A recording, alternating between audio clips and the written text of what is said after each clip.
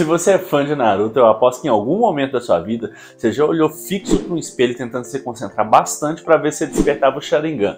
É ou não é verdade? Quer saber se você conseguiria ter esse poder na vida real ou do que você precisaria ter para despertar o Sharingan na vida real? Fica comigo até o final do vídeo que eu vou te contar. Fala, Shonens, tudo bem com vocês? Meu nome é João Pedro Castelão, eu sou aluno de Medicina e eu faço parte do programa MAPS Interligas, que é a Medicina Avançada na Prática do Esporte. Eu já estou aqui para te contar o que você precisaria ter na vida real para despertar o Sharingan de uma maneira fisiológica e não tão fantasiosa. Bom, e para quem não sabe, Sharingan é um poder visual do anime Naruto, que concede vários poderes ao usuário dele e que ele é desperto através de um trauma emocional muito forte que o usuário sofre, geralmente na infância. E depois desse trauma ele desperta o Sharingan com alguns tomoes. Tomoes, para quem não sabe, são aquelas bolinhas ao redor dos olhos, e à medida que o Sharingan vai evoluindo, ele vai adquirindo mais tomoes e sua percepção e acurácia são cada vez mais fortes à medida que o usuário vai treinando o Sharingan e usando ele. Hora do show!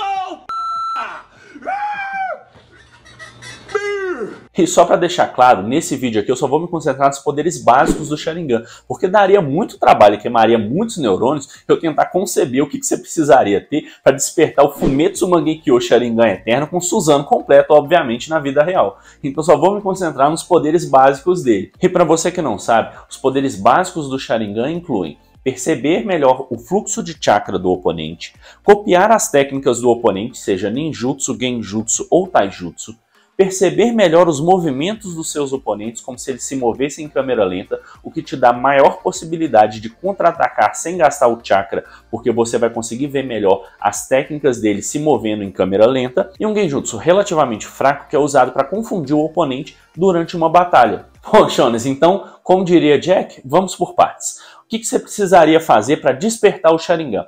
A primeira coisa que é dita para a gente em relação ao despertar do Sharingan é que ele necessita de uma emoção extrema que o usuário do Sharingan sofra, geralmente na infância, para conseguir despertar o Sharingan com um tomoe só, que é uma só daquelas bolinhas que é a forma base dele. Mas isso tem alguma base fisiológica?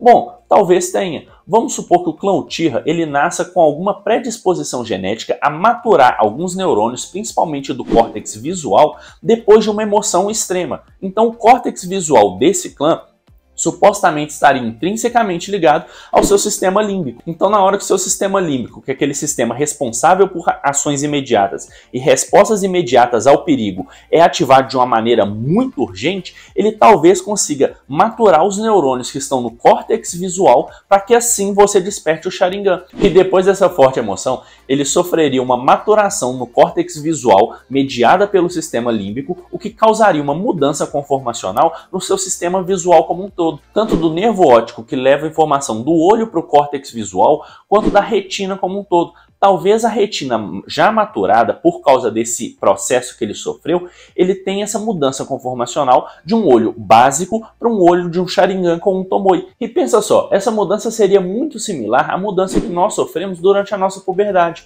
Porque durante a puberdade, nosso corpo produz vários hormônios que vão alterar a nossa fisiologia, seja fazendo crescer pelos em algumas áreas, ou mesmo deixando a gente mais forte em outras. O que vai acontecer nesse caso de uma mudança conformacional para um nível do Sharingan é que essa mudança ficaria restrita só ao sistema visual do usuário. Então faria todo sentido que o sistema límbico dele desencadeasse essa mudança, que faria o córtex visual responder e, por sua vez, modificar todo o sistema visual do usuário. Tá bom, João Pedro, e os tomoes? Eu aposto que você não consegue explicar aquilo. Eu aceito a sua aposta, jovem.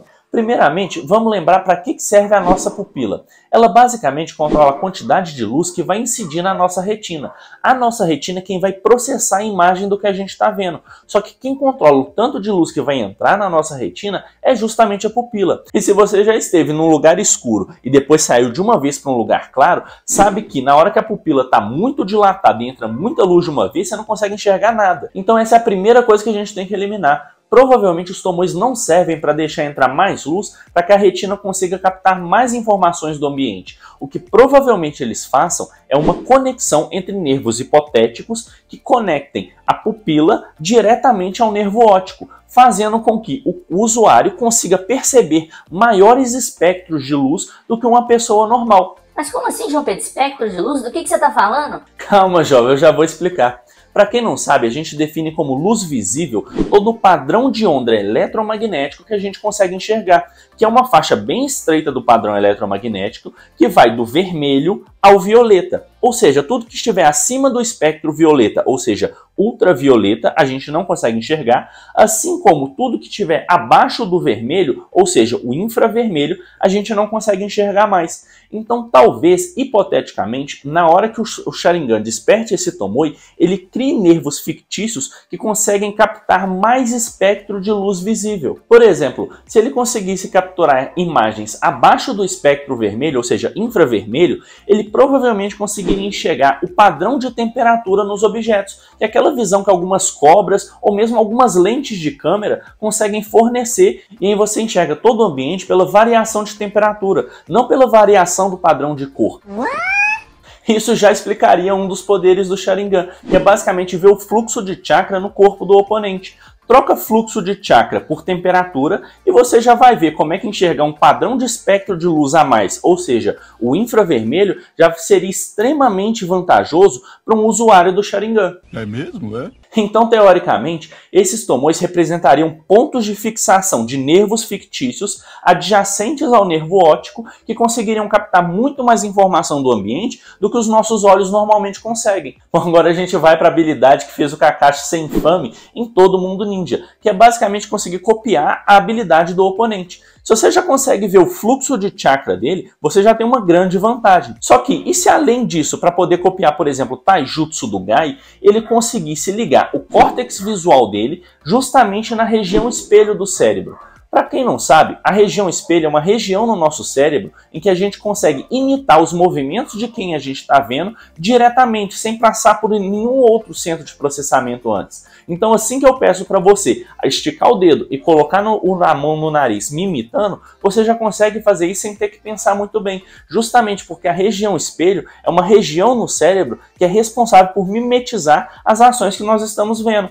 E talvez com o despertar do Sharingan você tenha uma maior acuidade entre o córtex visual e a região espelho do cérebro. Então você conseguiria imitar de uma maneira muito mais absurda ainda do que a gente faz, só que com o despertar do Sharingan. E se você somar essa maior acurácia da região espelho do cérebro, comunicando melhor com o córtex visual e mais a percepção do padrão de fluxo de chakra do oponente, você tem um recurso perfeito para copiar qualquer técnica de ninjutsu, genjutsu ou de taijutsu do seu oponente. E é exatamente isso que o Kakashi faz com maestria desde o início do anime.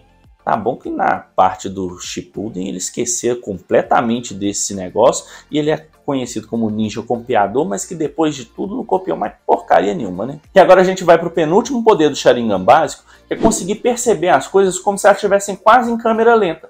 Isso a gente também poderia explicar devido a uma maturação do córtex visual. Vamos supor que os Uchihas nasçam com muito mais neurônios no córtex visual que uma pessoa normal e que depois dessa maturação, por causa do sistema límbico, esses neurônios passem a ativar junto com a ativação do Sharingan. E muito mais neurônios nessa área para processar melhor as informações que chegam no córtex visual poderia fazer com que ele conseguisse captar mais quadros por segundo do que uma pessoa normal consegue captar. Como assim, João Pedro? Quadro por segundo? Você tá achando que é câmera?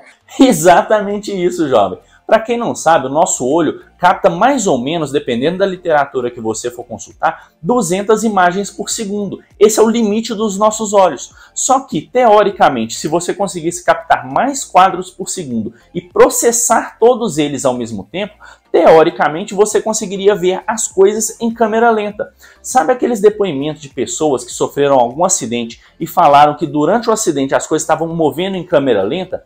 Pois é, na hora que você tem um sistema nervoso simpático hiperestimulado devido ao acidente, ele tenta captar o máximo de informações possíveis, ou seja, ele comprime muita informação em espaço curto de tempo. Então parece que aquele curto espaço de tempo, na verdade, está passando ou em câmera lenta, ou que tem muita coisa passando em pouco tempo. Então, teoricamente, se você conseguisse ativar o Sharingan, junto com essa propriedade a mais do córtex visual com mais neurônios e com melhor processamento de imagem, ele provavelmente veria tudo em câmera lenta, assim como a gente vê na luta do Sasuke contra o Naruto quando ele consegue ativar o terceiro Tomoe. E agora eu vou te explicar como poderia funcionar o último poder do Sharingan base, que é um genjutsu muito leve, que é o que o Kakashi usa na luta dele contra o Zabuza. E para isso eu vou usar aquele conceito que eu introduzi na explicação dos Tomoes, que é basicamente do Tomoe ser a eminência de algum nervo fictício que saia do nervo óptico e se ligue diretamente à íris. Então vamos supor que algum desses nervos fictícios que está saindo do nervo óptico e ligando na íris do usuário do Sharingan, além de receber informações, ele consiga transmitir padrões eletromagnéticos que para a gente sejam invisíveis, seja ele no espectro ultravioleta ou infravermelho. Então, dessa maneira, se o usuário do Sharingan conseguir transmitir a sua energia através de um padrão de onda eletromagnético que consiga atingir a íris do oponente, ele teoricamente conseguiria atrapalhar as informações visuais que o oponente está captando do ambiente, caindo justamente em um genjutsu. E isso explica perfeitamente por que para cair num genjutsu do Sharingan, você precisa olhar diretamente nos olhos do usuário. Porque teoricamente essa energia, seja ela chakra ou modulada pelo chakra através de padrões eletromagnéticos, está saindo do olho do usuário e entrando diretamente no olho da vítima, através da pupila. Então, assim que essa energia criada pelo usuário do Sharingan for transmitida do olho dele para o olho da vítima, ele vai bagunçar completamente as informações que estão sendo transmitidas da retina para o nervo óptico e do nervo óptico para o córtex visual, bagunçando completamente a visão desse oponente, e dessa maneira ele pode criar a ilusão que ele quiser, porque ele vai estar mexendo diretamente com a percepção de imagem que o oponente vai ter através da captação pela retina. É verdade. Bom, Shoners, então vamos recapitular rapidão o que você precisaria ter para conseguir despertar o Sharingan. Você teria que nascer com uma bagagem genética que te possibilitasse ter mais neurônios no córtex visual do que uma pessoa normal e que esses neurônios em excesso só maturassem depois de uma forte emoção, ou seja, uma forte ativação do seu sistema límbico que maturaria esses neurônios e, além disso, ele criaria novas comunicações do seu sistema visual, do seu córtex visual, para a sua região espelho, além de emitir eminências do nervo óptico diretamente para a sua íris para conseguir captar mais informações do ambiente externo, ao mesmo tempo que você teoricamente também poderia colocar a sua energia para emitir padrões de onda eletromagnéticos invisíveis para a maior parte das pessoas, que confundiria a visão do seu oponente, fazendo ele cair num genjutsu. Então, teoricamente, se você tivesse tudo isso, você conseguiria despertar um Sharingan.